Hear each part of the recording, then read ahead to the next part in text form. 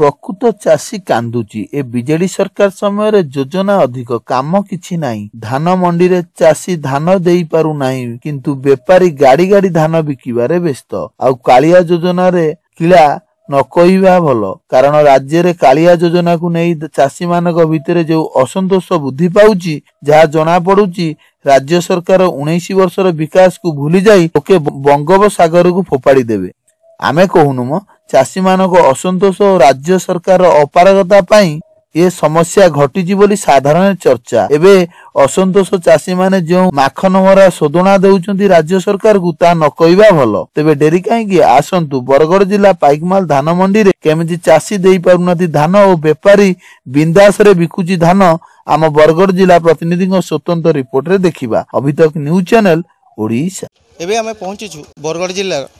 Paikmal block Jote कि धान मंडी चलती बर्तमान और ये देखा पाइलु जे चाषी मानकर मध्य बहुत असंतोष देखा देछि। तांकर कहवा कथा जे एठी बेपारी मानकर धान बेसी उठुची अथच चाषी हैरान हरकत है कि मास मास पर्यंत अपेक्षा करी सत्वे तांकर धान उठू ना कौन रही ए अंचल प्रकृत समस्या। आसतु सीधा सलक आम घर जड़े चाषी उपस्थित अच्छा पचारि बुझा। आज्ञा आप परिचय दिखाँ ना गाड़ी कौन मो ना घनश्याम साहू बहुत पारे आप धान पाइकमाल धान मंडी कौन सब असुविधा हो धान मंडी थी जे व्यापारी मैंने आनिक धान भरी दे किसान मान कार्ड घनी करी और ट्रक ट्रक धान अनलोड हो आम 50-60 बैग धान आणु बिकी नहीं पार पचाड़े रही। ये घटना केबेटर एंता असुविधा होचे मासे 1.5 मास गला असुविधा होचे सब बेले। अच्छा जेन विभागीय अधिकारी माने इनके आसिक इंचार्ज अच्छन जेन माने मंडी इंचार्ज अच्छन कि आरामसी अधिकारी माने अच्छन इताकर किछि दायित्व रहउचे कि नहीं से पैसा खाई 500 टका लगा गोटे ट्रिप पैसा खाई से धान अनलोड करे बोलछन और हमको धान अनलोड करे काल आनबो परदिन आनबो भौछन खाली इनके आनले भी दिन भर ठाड़े भी गाड़ी नहीं पहुँचबार। केते क्विंटल पिछा केते केजी धान कटा होचे इथे इन क्विंटल पिछा 4 केजी 5 केजी काटुन मारवाड़ी मार्केट जिते काटले भी मना नान आमटा केजे भी काटी आम धोल बेल जदि 1 केजी बार सब धान छाड़ी देमु गोटा धान नहीं नौ सफा धान के भी नहीं नेबार। जड़े हेमाली भाई उपस्थित अच्छा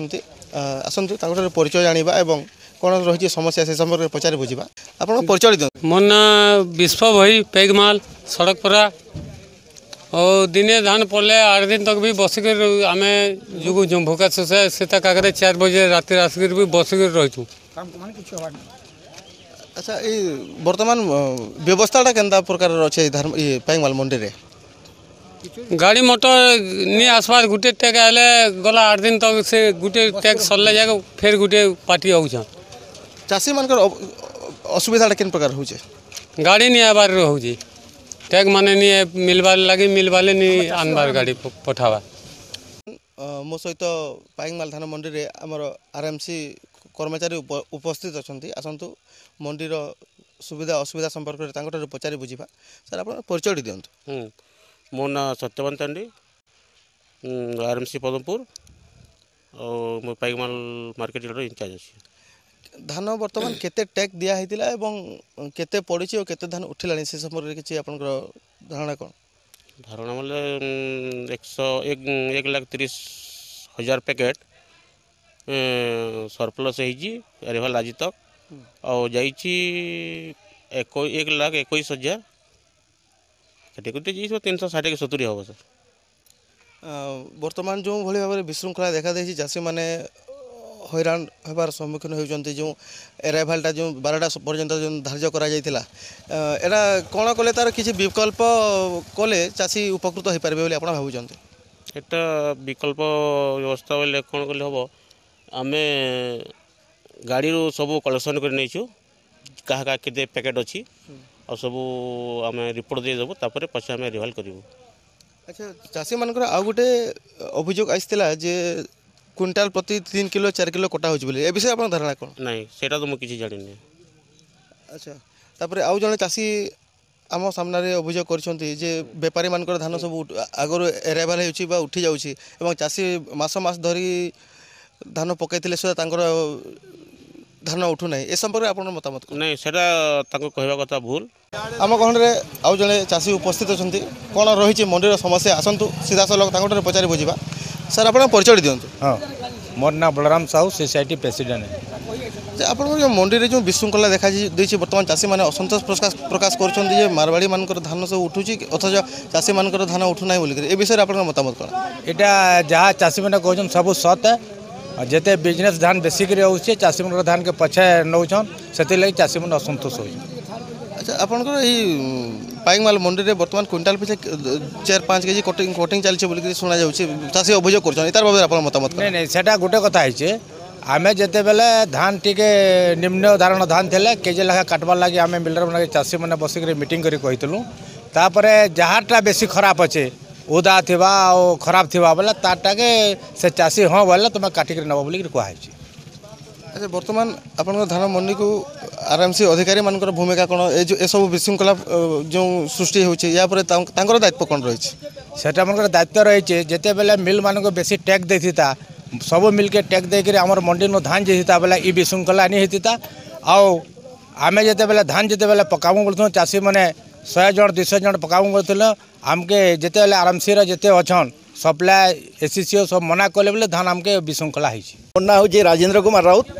मु जड़े अवसर प्राप्त ओडिशा प्रशासनिक सेवा जेना कि खरियार तहसिलदार थी सेनो रिटायर्ड होते 2016 रु रिटायर्ड हलापर मुझे गोटे बड़ चाषी हिसाब से मत सबू चाषी भाई मैंने सर्वसम्मति क्रमे आमर पाइकमाल मंडीर मत कोषाध्यक्ष हिसाब से इन बाछिक रखीछन आमर मंडी भी चलीछे किंतु गत 19 तारिख रु आमर मंडी रे धान कौन प्रकार रिसीव नहीं हबार अराइवल नहीं देखाबार और आमर पी पास सबू चाषी मैंने पाइथिले 1,17,000 क्विंटाल किंतु गत 19 तारिख पर्यंत आमर 54,000 क्विंटाल मात्र बिक्री होचे बाकी आमर चाषी मानकर पाखरे हाराहारी 63,000 क्विंटाल बाकी रही किंतु गत राति रे हठात 9टारे आमे खबर पालु जे आज 31 तारिख रे अराइवल देखाबे तेणुक सबू चाषी मैंने जहाँ पाखे धान अच्छे सबू आस बोली कहले तो जेन चाषी मैंने खबर पाइले जार गाड़ी मोटर अच्छे सुविधा अच्छे से मैंने धरिक पलि जाइछन बर्तमान हजार क्विंटाल आप देखुथे मंडी रे और गोटे दिन रे एते संख्यार अराइवल करवाटा संभव नहीं से तेणुक आम सरकार को अनुरोध करुँ जे आहुरी अति कम रे फेब्रुआरी लास्ट सुधा जदि आमर मंडी रे माने अराइवल और डिस्पाच देखाबे बेले जाकर आमर चाषी सुविधारे आम धानटा बिकी पारमु। आमे किछि कहूना सब आपन कथा अभी तक न्यूज चैनल ओडिया एक 24 घंटिया समालोचनामूलक चैनल जा आनिबु ता देखैबु केवल मुंडा ओडिया भाषा रे गाँर कथा गाँर प्रथा को नहीं तैयारी होइछि ANC 24/7।